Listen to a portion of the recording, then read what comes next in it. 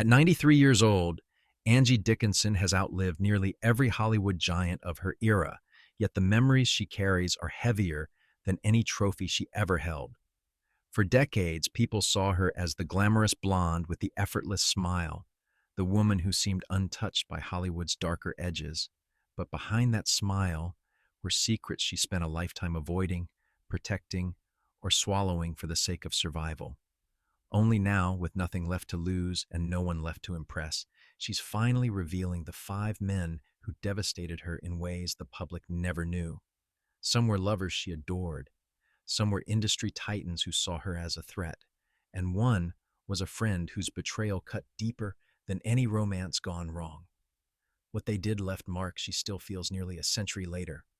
Angie's story didn't begin with fame or privilege. She was born in a tiny North Dakota town in 1931, surrounded by wheat fields and quiet skies. No acting schools, no industry connections.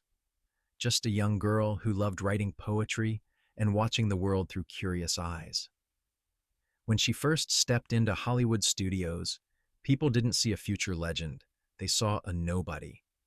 But Angie had something rare: presence.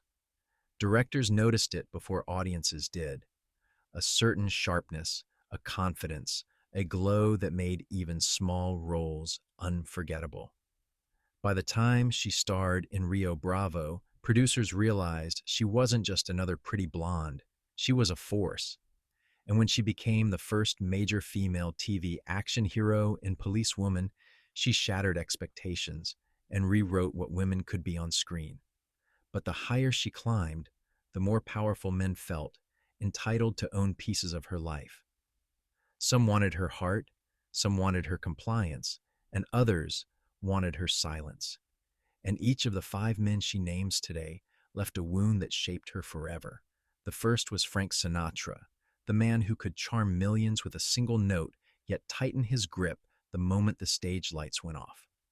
Their relationship appeared glamorous, intoxicating, like a Hollywood romance written by fate. But privately, Angie says it felt like she was living under a spotlight she never asked for. Sinatra didn't raise his voice often. He didn't need to. His power was in what he could take away. When Angie accepted a role requiring intimacy with another actor, Frank didn't argue. He froze her out completely. The warmth vanished overnight. He questioned her loyalty, her decisions, even her friendships. Angie later said she felt watched, monitored, as though she needed permission to breathe.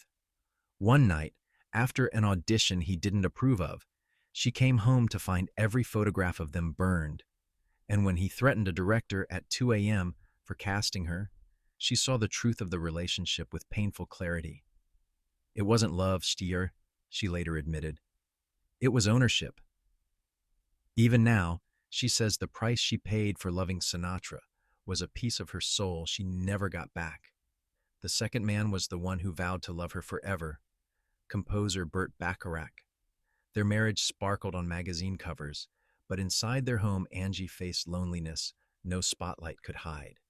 When their daughter Nikki was born with severe autism, Angie's world changed overnight. She poured her life into caring for her, fighting for her, protecting her. But Bacharach stayed distant, detached, disappearing for work, for inspiration, for anything that wasn't responsibility. When Angie begged him to sign a document to help Nikki receive special treatment, he brushed her off as if her desperation was an inconvenience. Later, she discovered his ongoing affair with a young singer, a betrayal made even more cruel by the timing. Angie remembers waking one night to laughter echoing downstairs, only to find the woman sitting on her couch while she cradled their newborn upstairs. That moment stayed with Angie for decades. She didn't just lose a husband, she lost the chance for her daughter to have a father who cared, and that is something she says she will never forgive. The third man didn't love her, didn't date her, didn't pretend to care about her. Jack Webb didn't need affection or romance to ruin someone. He had power. Hollywood in the 1970s was a place where producers could silence an actress with a single phone call, and Webb was one of the most feared names in the industry. Angie made one decision, one refusal that marked her for punishment. She turned him down, not rudely, not dramatically, just with quiet confidence. The next morning, 3 roles vanished. Meetings she had lined up for weeks were canceled without explanation. Agents avoided her eyes. Friends whispered warnings in hallways. You said no to him, you're done. Webb never confronted her. He didn't need to. His influence spoke louder than words. Angie later said it was the first time she realized talent alone meant nothing in an industry built on silent agreements and consequences no one dared to speak about.